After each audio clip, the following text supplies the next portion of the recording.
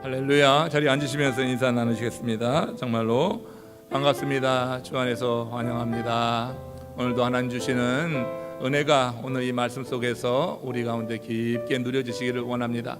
오늘은 만남이라고 하는 주제로 말씀을 나눕니다. 여러분들 이 만남 속에 하나님의 손길이 있고요, 만남 속에 섭리와 경륜이 같이 한다고 하는 것을 오늘 이 말씀이 오늘 우리에게 주시는 그런 교훈 속에서 깨닫기를 원합니다. 우리 살면서 여러 인간관계를 맺게 됩니다. 누구나 다 다양한 인간관계를 맺으며 우리는 살게 되는데, 이런 인간관계 배후에 하나님의 역사하심이 있다고 하는 것입니다. 우리는 그것을 하나님의 섭리라고도 하고 경륜이라고도 말할 수 있을 것입니다. 그 어떤 경우에든 그 관계 만남의 배후에는 그 하나님의 손이 이렇게 임하시는 것을 보게 되죠.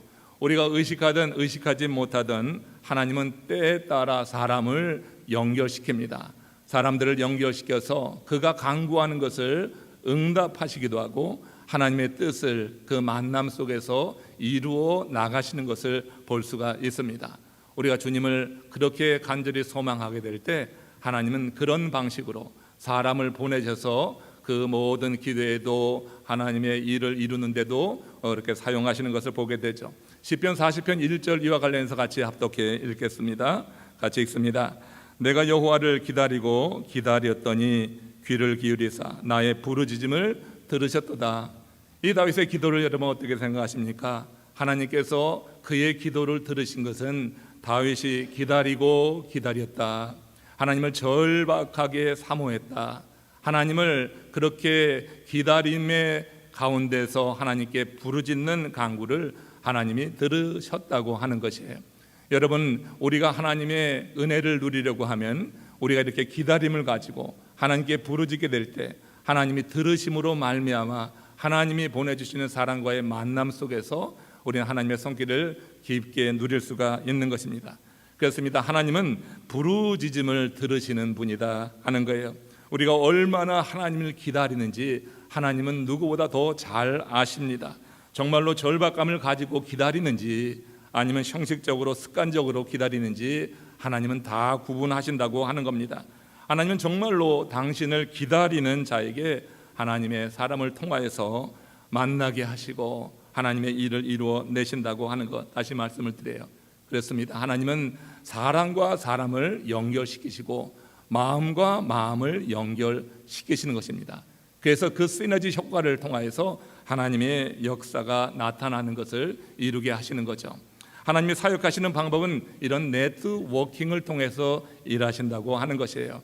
눈에 보이지 않는 하나님은 눈에 보이는 사람들 가운데 마음과 마음을 연결해서 하나님의 뜻을 공유하게 하시고, 그렇게 뜻이 맞는 그런 이들을 통하여서 하나님께서 당신의 나라를 확장해 나가고 하나님의 일을 우리 삶 속에 이루어 내시는 거죠. 우리 오늘 한교청 회장단 임원 우리 목사님 두 분 같이 참여해서 너무 정말 반갑고, 이렇게 목사님들 못 만나 뵙다가 이렇게 대면해서 만나니까 얼마나 좋은지 몰라요. 우리 수없이 줌으로 화상 미팅했습니다. 줌으로 화상 미팅할 때도 좋지만 이렇게 대면해서 최치를 느끼고 가까이에서 우리 모든 그런 마음속의 생각들, 또 이렇게 요즘은 연합감리교회 여러 일들을 놓고 같이 궁구하고 같이 의견을 나누면서 이제 일을 해나간다고 하는 것이 얼마나 기대가 되는지 몰라요. 저녁 때 목사님들이 다 오셔서 함께 전체적인 모임을 갖게 될 텐데, 여러분 이번 한교청 모임을 위해서 많이 기도해 주셔서 연합감리교단 이 교단 분례 문제나 또 한인교회가 현재 겪고 있는 여러 가지 불이익한 이런 일들에 대해서 이제 한인교회가 연합을 하며 그 일을 이루어 나가는데 우리 한교청 회장단이 쓰임 받기를 원합니다. 이렇게 하나님께서는 같은 뜻을 갖고 있는 목사님들 이렇게 연결해 주시고, 특별히 회장단 목사님들은 헌신을 더 많이 하십니다.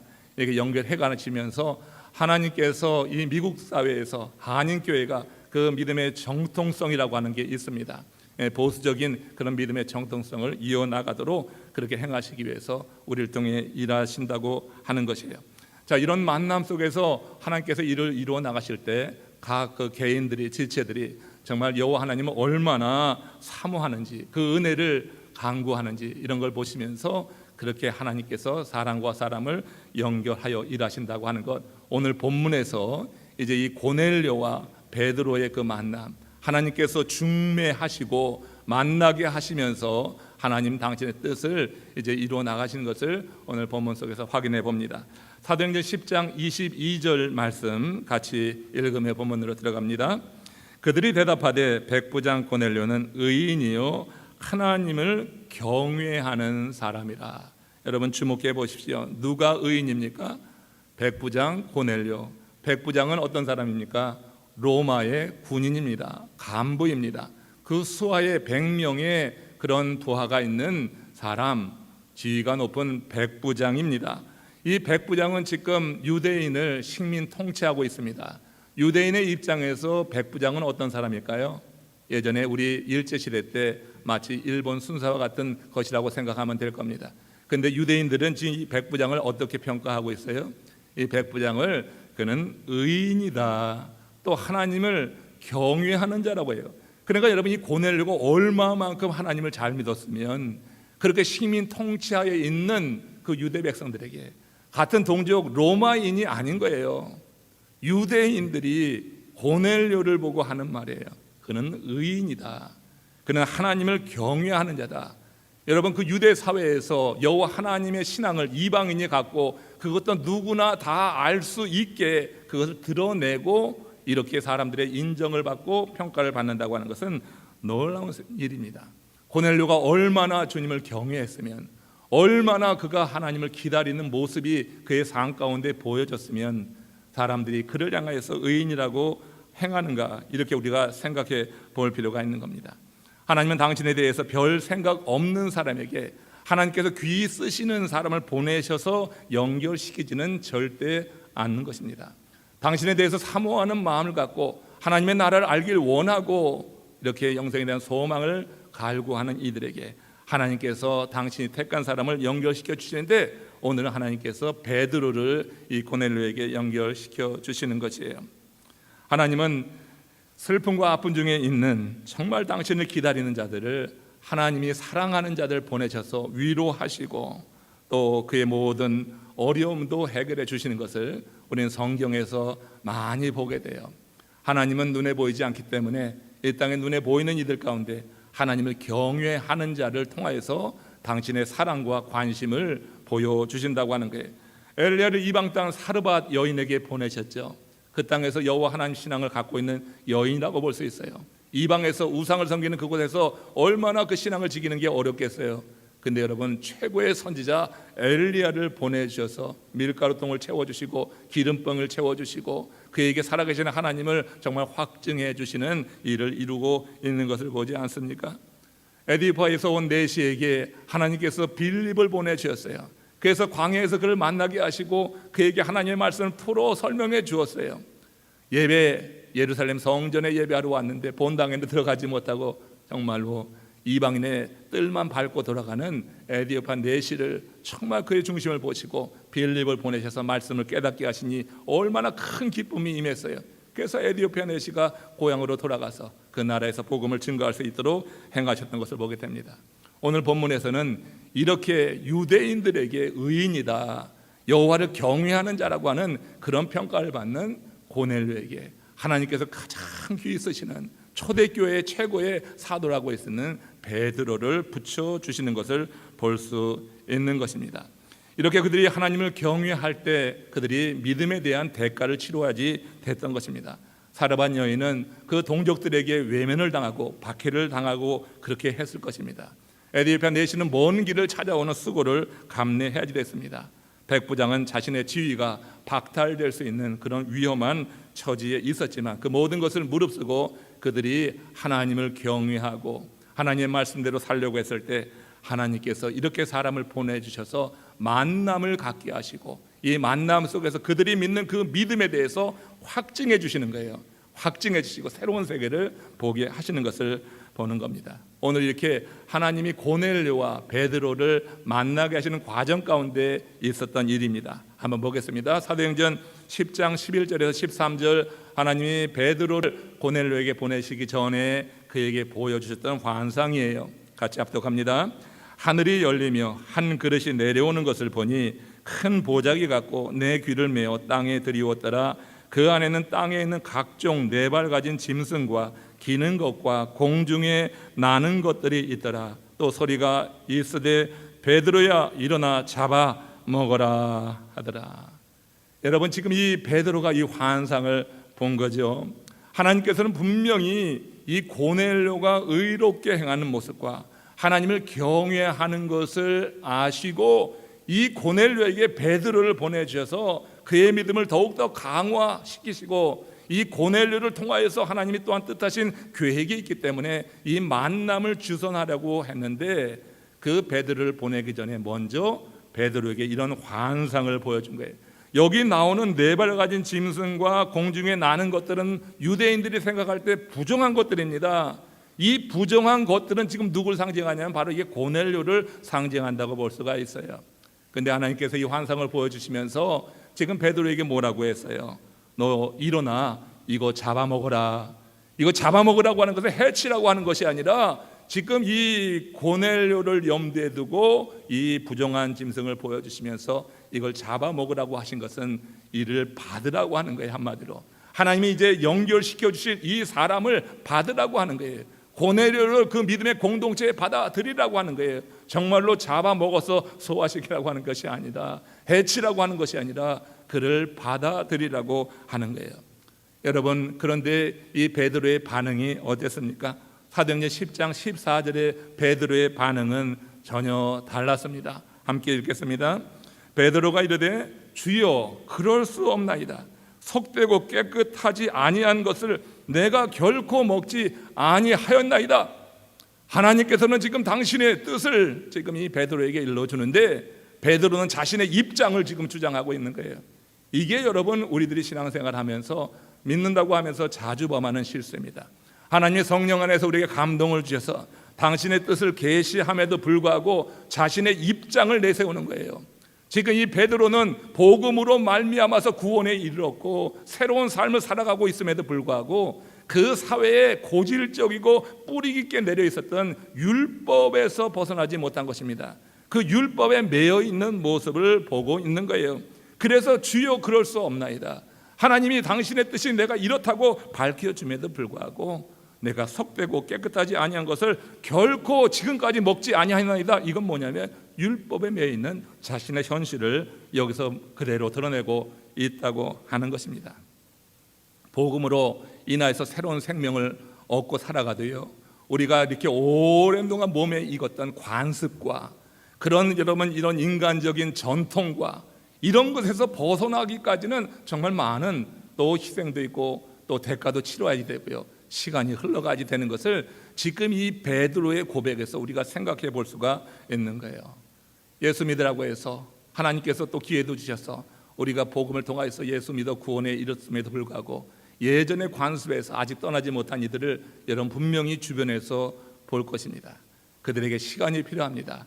하나님께서 지금 고넬료 그렇게 어려운 상황 속에서도 유대인들에게 의인이라고 하나님을 경외한다고 이렇게 인정받았던 이 고넬료에게 하나님께서 그의 믿음을 높이 보시고 정말 가장 크게 쓰시는 그런 사도 베드로를 보내주시려고 했을 때 하나님이 환상을 통하여서 지금 이 베드로의 실상을 지금 드러나게 하셨고 여기에서 더 나아가서 하나님께서 그에게 또다시 재촉하시며 그의 눈을 열어주셨을 때 마침내 베드로가 고넬료를 만나게 되는 것을 우리가 볼 수가 있는 것입니다. 고넬료는 이런 차별을 당하면서도 그 유대 사회에서 여호와 하나님 경외하는 것을 포기하지 않았다고 하는 것을 여러분 기억해야 돼요. 이게 지금 베드로만 그렇게 대한 것이 아니라 그 사회에 베드로보다 더 많은 사람들이 실제로 고넬료에게 그렇게 대해 왔겠지만 고넬료는 여호와 하나님의 신앙을 어떤 경로로든지 전해 듣고서 그 믿음을 지키려고 이렇게 모든 것을 걸고 그렇게 행하고 있는 것을 보는 겁니다. 그러나 우리 속 마음속에 있는 이런 우리의 입장, 우리가 세상에서 얻은 경험, 지식 이런 것을 가지고 누군가를 판단한다고 하는 것이 잘못되어 있다. 그래서 하나님이 보내주신 자들을 그저 지나치게 할 수 있다고 하는 이런 경고로 우리가 이 베드로의 이 고백을 한번 들어봐야 될 줄로 압니다. 김원호라고 하는 시인이 쓴 자라고 하는 제목의 시가 있습니다. 한번 잘 들어보십시오. 지금 베드로가 고넬료를 받지 못하겠다고 우리 하나님의 명령에도 불구하고 그렇게 주장하는 것과 연관돼서 우리에게 주는 의미가 있습니다. 언제부터인가 나는 마음속에 자를 하나 놓고 다녔습니다. 돌을 만나면 돌을 재고, 나무를 만나면 나무를 재고, 사람을 만나면 사람을 재었습니다. 나는 내가 지닌 자가 제일 정확한 거라고 생각했습니다. 그렇게 인생을 확실하게 살아야 된다고 몇 번이나 속으로 다짐했습니다. 가끔 나를 재는 사람을 볼 때마다 무관심한 채 하려고 했습니다. 간혹 귀에 거슬리는 얘기를 듣게 되면 틀림없이 눈금이 잘못된 자일 거라고 내뱉었습니다. 그러면서도 한 번도 내 자로 나를 잰 적이 없음을 깨닫고 스스로 부끄러웠습니다. 아직도 녹슨 자를 하나 갖고 있지만 아무것도 재지 않기로 마음먹고 있습니다. 여러분, 하나님이 환상을 보여주며 베드로를 고넬료에게 보내려 했을 때 베드로의 마음에 있었던 것이 뭡니까? 바로 이 자라고 하는 겁니다. 이 율법의 자가 그의 마음을 사로잡고 있었어요. 복음으로 말미암아 새로운 삶을 산다고 하면서도 여전히 율법이라고 하는 자가 그의 생각을 사로잡고 있는 것을 봅니다. 이 자를 가지고 고넬료를 속되고 깨끗하지 않은 부정한 존재라고 그렇게 단정 지은 것입니다. 베드로의 마음에 있었던 이 마음속의 자가 우리 마음에는 없는가 한번 생각을 해보는 겁니다. 믿음의 공동체가 정말 하나님의 은혜가 보이는 그런 공동체가 되려고 할 때 이 자를 꺾는 결단이 있어야 될 줄로 믿습니다. 내 입장과 내가 세상에서 얻었던 지식이나 어떤 경험을 가지고 우리가 이 믿음의 공동체 안으로 들어온 사람을 잰다고 하면은요, 그럼 정말 하나님께서 우리에게 진노하실 일이 될 것입니다. 우리의 생각이 옳지도 않음에도 불구하고 그 세상에서 얻었던 지식 경험이 내 삶을 지배한다고 하는 것은 정말 우리가 경계해야 될 그런 일이라 이렇게 분명히 믿습니다. 하나님이 연결시키는 사람은 이 자를 내려놓고 하나님의 명령에 철저히 순종할 때 만날 수가 있다 이렇게 봅니다. 이 자를 고집하면 하나님이 이어준 사람 모르고 그냥 스쳐 지나가게 할 수도 있는 거예요. 그러므로 영적인 만남을 진실로 원한다고 하면 마음속의 자, 지금 베드로 마음 가운데 있었던 이 자를 내려놓고 주의 명령을 따르고자 하는 결단으로 주님께 은혜를 구해야 될 줄로 압니다. 그러다 보면요, 하나님께서 왜 그렇게 인도하셨는지는 뒤에 가서 알게 되는 거예요. 하나님께 왜 그럽니까? 먼저 따져들지 말라고요. 내가 그럴 수 없습니다. 내 입장을 먼저 주장하지 말라고요. 하나님의 명령이 임하면 성령 안에서 감동하시고 하나님이 내게 그렇게 인도하시는 것 같으면 일단 순종하시는 하나님의 사람들 되시기를 주의 이름으로 축원합니다. 나 그럴 수 없습니다. 내가 생각할 때 이거 아닙니다. 내 입장은 이럽니다. 아니, 어떻게 하나님의 말씀 앞에서 내 입장을 주장하냐고요. 내 입장을 주장하는 게 아니죠. 하나님의 말씀이 임하면 네 그리 하겠습니다 하고 먼저 이해가 되지 않아도 따르는 거예요. 그렇게 될 때 후에 이제 오늘 본문에서 사도행전 10장 34절 35절에서 베드로의 고백을 우리도 따라하게 되는 것이죠. 같이 합독하겠습니다. 베드로가 입을 열어 말하되 내가 참으로 하나님은 사람의 외모를 보지 아니하시고 각 나라 중 하나님을 경외하며 의를 행하는 사람은 다 받으시는 줄을 깨달았도다. 내가 그럴 수 없나이다. 부정한 것을 내가 먹지 아니하나이다. 그렇게 말했던 베드로가 하나님이 재촉하시고 나무라시고 그리고 그에 다시 한번 은혜를 더하여 주셔서 눈을 열게 하셨을 때 이런 깨달음을 가졌어요. 아, 하나님은 사람을 외모로 보지 않는구나. 아, 선민 유대인만 하나님께서 구원하시는 것이 아니구나. 하나님은 각 나라 중에 하나님을 경외하며 의를 행하는 사람은 다 받으시는 줄을 내가 깨달았다. 너 이거 받아 먹어라 할 때 뭐예요? 받으라고 하는 거예요. 고넬료를 받으라고 하는 거예요. 잡아먹으라고 하는 게 해치라고 하는 게 아니라 받으라고 하는 거예요. 그러나 그가 자기 입장을 주장할 때는 알지 못했어요. 그러나 하나님께서 고넬료를 높이 보시고 그의 믿음을 인정하셨기 때문에 베드로를 통하여서 그에게 더 큰 은혜를 베푸시기 위해서 지금 베드로를 일깨워 주셨다고 하는 거예요. 여러분, 하나님께서는요, 각 나라 중 하나님을 경외하며 의를 행하는 자는 모두 다 받으시는 줄로 믿음으로 고백하시면서 주의 일을 이루어 나가시기를 축원합니다. 오죽하면요, 지금 유대인들을 박해하고 핍박하는 로마의 백부장인데도 불구하고 이 로마 백부장이 여호와 하나님을 경외하니까, 그러니까 어떻게 해요? 하나님이 받으라고 하는 거예요. 받으라고 하는 거예요. 비록 로마 백부장이라 할지라도 여호와 하나님을 경외하는 것이, 모든 사람들이 그렇게 볼 때 그것이 인정될 만한 한 이런 인물, 그를 받으라, 이렇게 말씀하고 있는 것을 봐요. 이렇게 마음의 자를 우리가 내려놓지 않으면 하나님께서 붙여주신 그런 사람들, 그 만남을 통하여서 하나님이 이루고자 하시는 일들을 우리가 여러분 내 마음의 자 때문에, 내 안의 입장 때문에 우리가 놓쳐버릴 때가 있고, 그렇다고 하면 얼마나 큰 책망을 들을 것인가를 생각해 봐야 될 것입니다. 한 전도 집회에서 크게 은혜를 받은 여자 집사님이 계셨어요. 그 집회에서 은혜를 받고 마음으로 다짐했습니다. 나도 이제 생활 속에서 전도를 하리라. 그래서 매일같이 집을 나서면서 기도합니다. 하나님, 오늘 말씀을 증거할, 전도할 대상을 만나게 하여 주시옵소서. 이게 그분의 루틴이었어요. 매일같이 그런 기도를 하고 집을 나섭니다. 어느 날 그렇게 기도하고 집을 나섰습니다. 점심때가 돼서 식당을 방문했는데, 그날따라 그 웨이트레스가 그렇게 아주 불성실하고 아주 불친절하게 대하는 거예요. 얼굴은 퉁퉁 부어있고, 음료수를 하나 갖다 놓는데 툭 내려놓고, 음식을 갖다 놔도 아주 성의 없게 내려놓고 돌아서는 겁니다. 집사님이 속으로 생각을 했습니다. 오늘 팁은 어림 반푼어치도 없다, 속으로 생각을 했어요. 그리고 음식을 먹고 이제 그 식당에서 나오려고 할 때 성령이 그 집사님을 사로잡는 것을 느꼈어요. 그냥 나올 수가 없는 거예요. 그 지갑을 열어봤더니 지갑에 잔돈이 없어서 거기 이제 10불을 꺼내서 테이블 위에 올려놨습니다. 그날 아침 먹은 음식보다 더 많은 액수였어요. 그 10불을 내려놓고 돌아서서 주차장에 차를 타러 가는데 뒤에서 누군가 자기를 부르는 것 같아요. 뒤돌아보니 그 웨이트레스가 급하게 뛰어나오는 것입니다. 이 집사님을 불러 세우는 거예요. 하면서 하는 이야기가, 이거 팁 잘못 놓으신 것 같은데요. 그때 성령 하나님이 다시 한번 이 집사님을 사로잡는 거예요. 이 집사님께서 자신이 원하는 말이 아니라 성령이 그에게 감동하는 대로 이야기하는 겁니다. 아닙니다, 이거 지금 팁 맞습니다.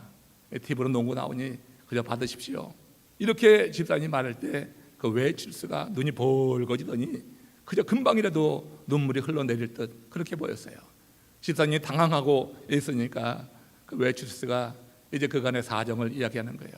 손님, 오늘 손님을 정말 잘 모시지 못해서 죄송합니다. 성의 없이 제가 손님을 모셨습니다. 사실은 제가 어제 이혼을 했습니다. 너무너무 힘들어서 오늘 일할 수 없었는데 살기 위해서 억지로 나와 일하다 보니 본의 아니게 손님께 소홀했습니다. 죄송합니다. 그 순간 집사님이 무슨 생각을 했을까요? 아침마다 기도하며 나왔던 그 내용이 생각하는 거죠. 오늘도 주의 복음을 전할 사람을 만나게 하옵소서. 아, 하나님이 이 사람을 내게 오늘 보내주셨구나.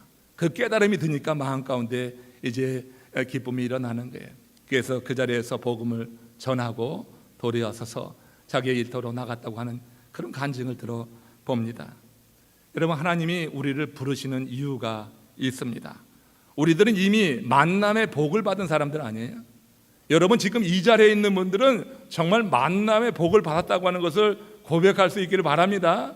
만남의 복을 받았어요. 우리는 부모를 만났던, 믿는 배우자를 만났던, 믿는 친구를 만났던, 믿는 동료를 만났던 이미 만남의 복을 받은 사람이라고 하는 것입니다. 이 만남의 복을 받았기 때문에 이 자리에 우리가 있는 거예요. 이거 여러분 놀라운 일이에요.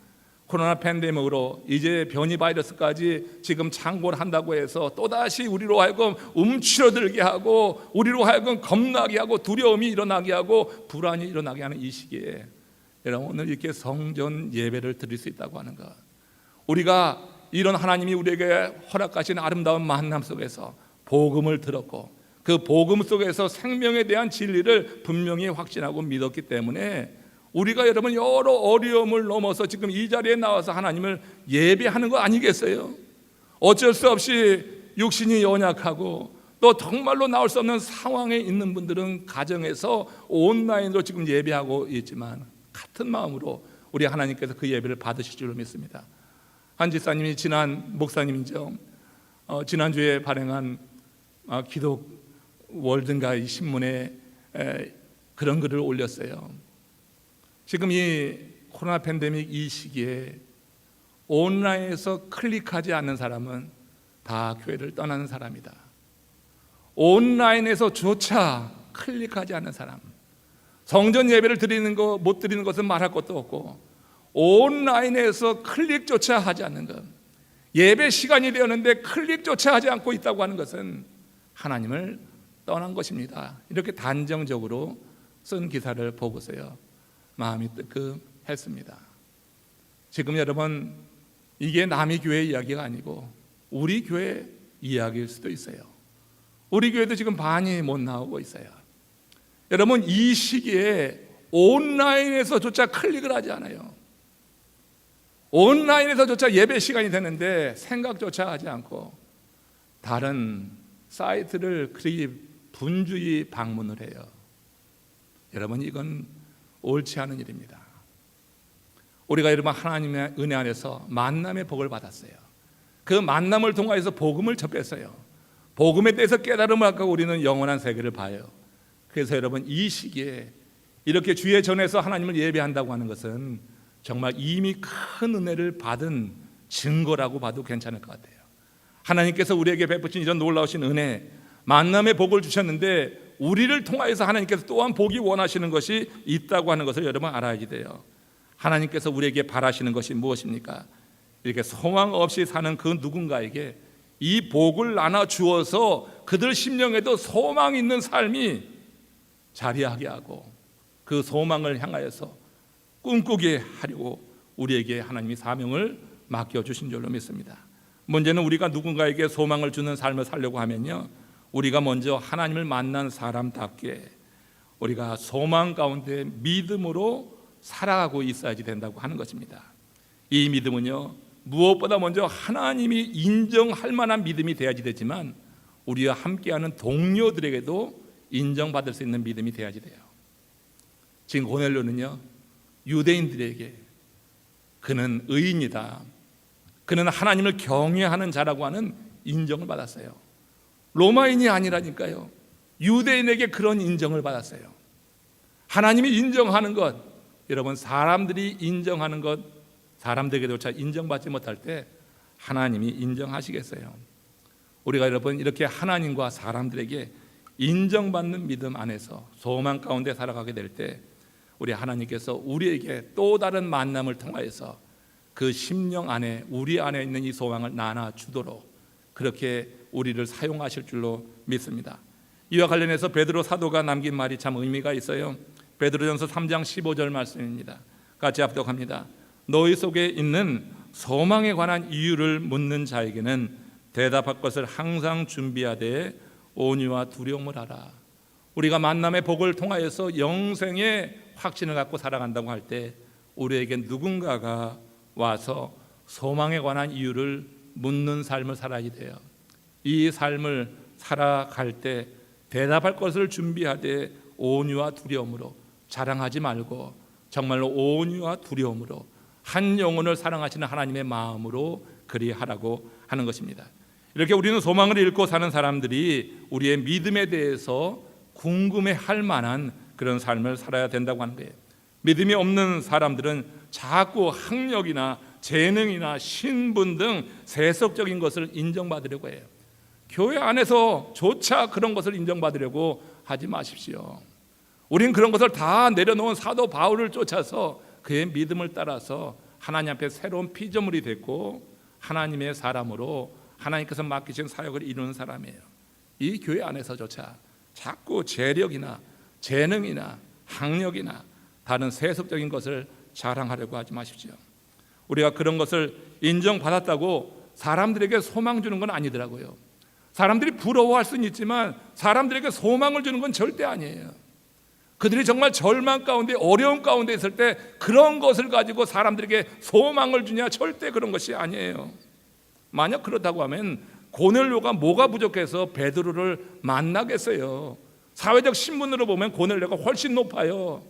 그 베드로가, 이 고넬료가 뭐하러 베드로를 만납니까? 에디오피아 내시가 그 먼 거리를 와서 본 당에는 들어가지도 못하고 그렇게 이방인의 뜰만 밟고 갑니까?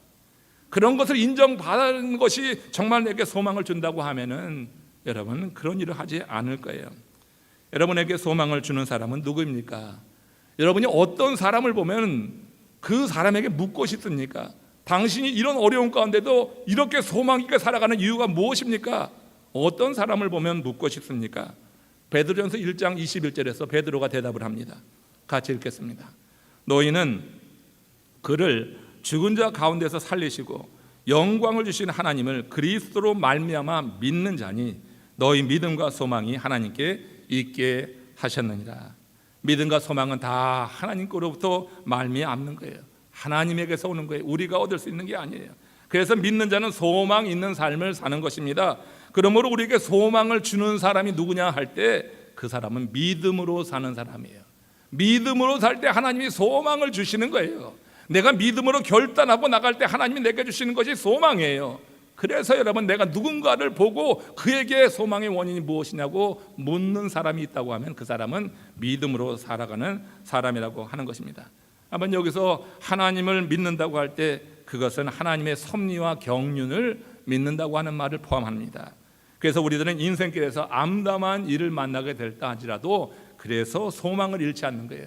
하나님의 섭리가 있다고 하는 걸 아는 거예요. 하나님의 섭리 가운데 나를 지금 이 자리에 두셨다. 내가 지금 고난 가운데 있고 지금 슬픔 가운데 있고 시험 가운데 있어도 하나님이 섭리 가운데 나를 이곳에 두셨다. 그러나 하나님은 나를 사랑하시기 때문에 이 과정을 거쳐서 새로운 단계로 나를 이끄실 것이라고 하는 그런 소망을 갖는 것은 그 여호와 하나님을 믿는 믿음 때문에 하나님의 섭리와 경륜을 믿는 사람이 갖는 그런 고백이라고 하는 거예요. 이런 믿음이 없는 사람들, 이런 세상 사람들은 팔자 소관으로 그렇게 인생을 체념적으로 살아가지만 정말 믿음 있는 사람들은 이렇게 소망 안에서 하나님의 섭리를 믿고 살아가요. 현실에 순응한다고 하는 점에서는 하나님의 섭리를 인정하고 사는 사람이나 팔자 소관으로 인생을 받아들이고 사는 사람이나 닮은 모습이 있어요. 순응한다고 하는 점에서는. 그러나 여러분 이 둘 사이에서는 본질적인 차이가 있는데 그 본질적인 차이가 뭡니까? 지금까지 말씀드린 거예요. 섭리를 인정하는 삶에는요 아무리 환경이 어려워도 절대 소망을 잃지 않아요. 섭리를 인정하는 사람은 소망을 잃지 않아요. 그러나 팔자 소관으로 그렇게 생각하고 순응하는 사람들이라고 하는 것은요 거기는 소망이 전혀 없다고 하는 것입니다. 그냥 시간을 죽이고 그냥 여러분 마지못해 사는 것이지 어떤 새로운 꿈을 꾸내든지 비전을 갖는다든지 자신의 삶에 희망을 두지 못하는 것을 봅니다. 우리가 하나님의 섭리를 인정하게 될 때 정말 어려운 가운데도 하나님이 이루실 일에 대한 기대를 가지고 그 시간을 견뎌내고 마침내 하나님이 이루시는 일을 우리가 보게 된다고 하는 거예요. 우리 교회는요 건축 중에 2번의 큰 태풍을 맞았습니다. 여러분 기억하십니까? 이제 지난주로 교육관하고 우리 애창관 펜트장까지 다 마쳤어요. 그래서 지난 5년 동안 건축을 이제 다 마쳤다고 말할 수가 있습니다. 자 그렇게 되었어요. 그런데 지난 5년의 이 건축 기간에서 우리가 태풍, 우리 이 지역에 태풍이 자주 와서 2번을 맞았는데 그 2번 태풍 이름 맞추는 사람 상품을 드릴게. 그게 뭘까요 여러분? 그게 여러분 매튜와 얼마예요. 여러분 기억하시죠? 그래서 여러분 저는 우리 건축 이 성전을 볼 때마다 그저 여러분 저 그 장석주라고 하는 이가 쓴 대추 한 알이라고 하는 시가 자주 그래서 연상이 되는 거예요. 저게 저절로 붉어졌을 리는 없다. 저 안에 태풍 몇 개, 저 안에 천둥 몇 개, 저 안에 벼락 몇 개 이렇게 시작되는 시를 아시죠? 대추 한 알이 붉게 물들어져서 누군가에게 큰 감동을 주는 그런 상태로 변하기까지 그 안에 천둥과 태풍과 벼락이 몇 개 있는 거예요. 저는 우리 교회를 볼 때 그 천둥과 태풍과 벼락을 봅니다. 그러면서 하나님의 은혜를 생각하는 거예요. 하나님의 은혜가 참 깊다. 특별히 여러분 매튜 태풍이 가까이 왔을 때 우리 교회 기초를 닦으면서 이제 막 이제 일어서려고 하는 그때였습니다. 우리 지역에 목회자 학교가 실시되었어요. 우리 연합감리교회 젊은 목사님들이 이곳에 모였을 때 우리 교회가 하지는 않았지만 잘 섬겼습니다. 그래서 여러분 우리가 건축 중에 있다고 하니까 우리 교회를 한 20-30명 목사님들이 방문한 적이 있었습니다. 그때 여러분 매튜 태풍이 막 다가오고 있었어요. 그때 우리 함께 오셨던 목사님들이 우리 교회를 위해서 기도하자 그래서 건축 현장에서 기도한 적이 있어요. 요 근방에서 기도한 적이 있었는데 LA에서 오신 목사님이 이제 기도를 한다고 하면서 그런 말을 해요. 아직까지 나는 한 번도 태풍을 위해서 기도한 적은 없습니다. 왜냐하면 LA는 지진만 일어나지 태풍은 없으니까. 그래서 태풍을 위해서 기도한 적은 없는데 이 마이애미 지역에 오고 보니까 지금 이 교회 건축이 있는데 태풍이 온다고 하니 이제 기도할 마음이 생깁니다 하면서 기도했는데 이렇게 기도했어요. 하나님, 허리케인의 허리를 붙잡아 주셔서 미풍이 되게 하옵소서. 그 기도에 얼마나 감동받은지 몰라요. 여러분, 이철구 목사가 제일 감동받았다니까. 태풍이 오는데 이 허리케인의 허리를 붙잡아 주셔서 미풍 되게 하소서. 저는 그 목사님의 기도를 들으셨다고 생각해. 그래서 그 태풍이 미풍이 되어서 우리 교회를 시원하게 지나간 적이 있습니다. 여러분, 하나님의 섭리를 믿는다고 하는 것이 뭡니까? 우리 인생에 태풍이 불어오는 그 순간에도 하나님의 선을 믿는 것입니다. 이렇게 기도할지언정 좌절하거나 절망하지는 절대 않는다고 하는 것입니다.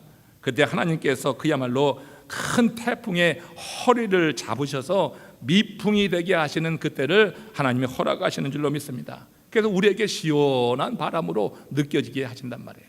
혹시 여러분 지금 여러분들의 인생에 허리케인이 오시고 있는 건 아니죠. 오는 분이 계시다고 하면 한번 이 목사님 기도를 따라 하십시오. 하나님, 허리케인의 허리를 붙잡아 주셔서 미풍되게 하소서.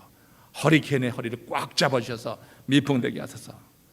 여러분, 야곱의 아들 요셉은요, 하나님으로부터 비전을 받은 이후에 그 인생이 허리케인의 중심에 들어가 있는 것 같았어요. 속수무책으로 추락하는 그런 경험을 요셉이 하지 않았습니다. 그러나 여러분, 그는 그 이유도 모르는 채 추락하는 거듭되는 과정 속에서 어떤 길을 택했습니까? 그 죽일 형들 때문에 내 인생이 이렇게 꼬였다고 그 형들을 원망하고 형들을 향하여서 증오하고 분을 쌓았습니까? 그렇지 않았거든요. 이는 그가 인생 대소사를 섭리하시는 하나님의 그 섭리에 대한 믿음이 있어서 그 어려움 가운데도 소망 중에 기다린 거예요. 삶을 체념하지 않았다고 하는 거예요. 믿음의 사람은 체념하는 게 아니에요. 소망 중에 기다린 것입니다. 그 십수년을, 그 어려운 시간들을 그렇게 무시당하며 그렇게 부자유하고 옥에 갇힌 상황 속에서도 그는 여러분 절망하지 않았어요. 하나님의 섭리를 믿기에 하나님이 내게 보여주신 이 비전을 이루실 때가 있을 거다 하는 그런 확신 속에서 소망 중에 기다렸어요. 그렇게 여러분, 하나님의 은혜를 사모하면서 그렇게 소망 중에 기다릴 때 어느 순간에 그 인생에 휘몰아친 그 허리케인의 허리를 우리 하나님께서 꽉 잡으셨잖아요. 그 대신 성령의 바람을 불어주셔가지고 요셉의 삶을 치솟게 하셨어요. 그래서 죄수에서 총리가 됐잖아요. 별로 놀라지도 않는데 대단히 놀랄 일입니다. 할렐루야. 우리 하나님께서 역사하시면 이 허리케인에 떠내려가는 것이 아니라 허리케인의 바람을 내 삶의 가장 유익한 바람으로 밀어 올리시게 하셔서 내 삶을 하나님께서 높여주시고 잘되게 하시는 것을 우리가 볼 수 있다고 하는 것을 그 얘기를 통해서 보게 됩니다. 인생을 팔자소관으로 들리는 사람과 하나님의 섭리로 믿고 사는 사람들 차이에는 이런 차이가 있어요. 하나님은 우리에게 좋은 만남을 통하여서 우리에게 복음을 전해주시고 이 복음을 통하여서 우리 안에 영원한 삶에 대한 소망을 심어주심으로 인해서 우리 인생에 차야되는 이런 뜻하지 않고 예상치 않은 모든 일들 가운데도 하나님께서 믿음을 지키면서 그 안에 승리하도록 우리를 이끄시는 줄로 믿습니다. 하나님은 고넬료를 그렇게 하나님이 이끄시기 원하는 게 최고로 쓰시는 베드로 사도를 지금 고넬료에게 보내주시는 이 놀라운 장면 너무너무 감사하잖아요. 그 유대 백성들에게 의인이라고 하나님을 경외한다고 그렇게 인정받고 평가받던 이 고넬료, 그가 정말 하나님을 절박하게 찾을 때 하나님은 그의 기다리고 기다리며 부르짖는 기도를 들으시고 하나님께서 여기서 쓰시는 베드로를 뽑으셔서 이제 고넬료에게 보내주시고 고넬료의 집안에 있는 모든 사람들에게 복음을 증거하시고 그들에게 세례를 주시고 성령이 임하게 하시고 그들에게 새로운 세계를 열어주시는 것을 사도행전의 그 이어지는 내용 속에서 보게 되는 겁니다. 말씀을 정리합니다. 중국의 소설가 르신이라고 하는 분이 있습니다. 그분이 쓴 중편 소설 가운데 고향이 있는데 이 고향이라고 하는 책에서 희망을 이렇게 정의했습니다. 희망이란 원래 있다고도 할 수 없고 없다고도 할 수 없다. 그것은 마치 땅 위의 길과 같은 것이다. 본디 땅 위에는 길이 없었다. 걸어가는 사람이 많아지면 그러나 그것이 곧 길이 되는 것이다. 본디 땅 위에서는 길이 없었어요. 우리가 인생길을 하나님의 말씀에 따라 걸어가게 될 때 우리는 세상에 희망을 심는 것이고 세상의 생명의 길을 내는 것인 줄로 믿으시길 바랍니다. 본디 이 땅에는 길이 없었지만 그 길로 사람이 많이 가면 그것이 길이 되는 거다. 여러분, 그렇습니다. 진정 우리가 말씀으로 지금 살아간다고 한다면 다른 일 하지 않아도 여러분들이 희망을 심는 일, 생명길을 내는 정말로 하나님이 정말로 기뻐하시는 그 일을 행하고 있는 거예요. 왜? 말씀대로 살아가게 될 때 우리에게 궁금증을 가지고 찾아오는 일이 있어요. 당신 그 어려운 가운데도 이렇게 믿음으로 사는 이유가 뭡니까? 그 소망의 원인이 무엇입니까? 묻는 자에게 우리가 믿음으로 살아가는 이 삶을 통해서 우리가 삶으로 주님을 증거하는 이 일을 감당할 수 있기 때문에 내가 지금 말씀으로 살아간다고 하면 그 자체가 이 땅에 희망을 심는 일이요, 생명길을 내는 것이다. 이런 것을 여러분 분명히 믿고 고백할 수 있기를 원합니다. 우리 다 함께 고개 숙여서 기도하실 때 우리 앞에서 이 길을 먼저 내신 예수 그리스도가 계십니다. 골고다를 향해 나가시는 우리 주님, 그곳에 어떤 죽임을 당할지 다 알지만 그 골고다를 향해 나가는 걸음을 멈추지 않으셨어요. 인류 구원의 걸음을 뚜벅뚜벅 걷고 계시는 우리 주님, 우리를 위해서 희생하신 주님 은혜 안에서 우리가 그것이 복음이 되어서 우리 안에 영원한 생명을 누리게 되었습니다. 주님의 사랑과 희생을 생각하며 이 시간 함께 기도하시고 우리에게 좋은 만남을 통하여서 하나님께서 남기신 그 유업을 이루게 하시는 주님을 찬양하며 또 오늘 이 성찬 예식을 통하여서 하나님 그 사랑과 희생이 더 깊어지길 원합니다. 우리의 기도가 되어지길 바랍니다. 우리 다 같이 합심으로 기도하시면서 성만찬 예식으로 나아갑니다. 다 같이 합심하러 기도합니다.